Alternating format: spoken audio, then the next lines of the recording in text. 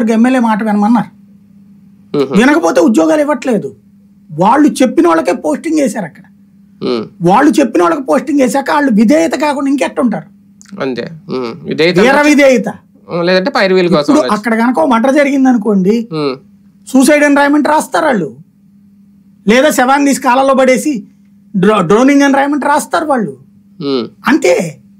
ఏ రోజైతే నువ్వు నీ వ్యవస్థలన్నీ కూడా రాజకీయ నాయకుడు చెప్పు చేతుల్లోకి రావాలని డిసైడ్ అయ్యావు, పచ్చబెళ్ళ పట్టుకుని ఏ ప్రభుత్వ ఆఫీస్ కన్నా ఎళ్ళు కూర్చోబెట్టి కాఫీ ఇచ్చి నీకు గనక పని జరగకపోతే నా దగ్గరికి రా, వాళ్ళ సంగతి ఏందో తెలుస్తా అన్నారు.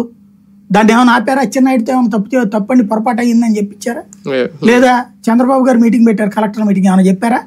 ఎవడన్నా పచ్చబిళ్ళ పట్టుకుని వస్తే తాట తీయండి మీరు, ఏ బిళ్ళ అక్కర్లేదు, పచ్చబిళ్ళ వద్దు, నీళ్ళు బిళ్ళ అక్కర్లేదు, స్టఫ్ అండగా ఉండండి అని ఏమైనా చెప్పారా? అక్కడ కూడా కూర్చుని జగన్మోహన్ రెడ్డి అంత రాక్షసుడు అని ఉపన్యాసం ఇచ్చాడు ఆయన. ఆ హయాంలో ఎట్లాంటిది ఎట్లాగా కేసులు పెట్టాలి ఆయన చెప్పాడు ఆ రోజున. చంద్రబాబు నాయుడు గారు చేసిన పని ఏంటి? వైసీపీ వాళ్ళని ఎలా గిరికిచ్చాలి అన్నది పరోక్షంగా ఎక్స్ప్లెయిన్ చేశాడు. ఆ రోజున లేని ఇష్యూ ఉదాహరణ చెప్పుకొచ్చింది అదే కదా బేసిక్ గా. దాన్ని బట్టి ఏమర్థం అవుతుంది? కేసుని ఎలా కట్టాలో, ఎలా ప్రచారం చేయాలి అది తెలుగుదేశం ముళ్ళని చెప్పుకొచ్చారు. ఇప్పుడు అప్పుడే కదా ఎంపీడీఓని వేధింపులు అని చెప్పి ఏమని తేలింది? అది హనీ ట్రాప్ అని తేలింది. కానీ ఏం ప్రచారం చేశారు? స్వయంగా చంద్రబాబే, మదనపల్లి స్వయంగా మనుషులు పంపించారు ఈయన అక్కడికి. ఏం తేల్చారు ఇప్పటిదాకా? అంటే నువ్వు ప్రభుత్వ ఉద్యోగ పనిచేస్తావు చేయవో నాకు అనవసరం.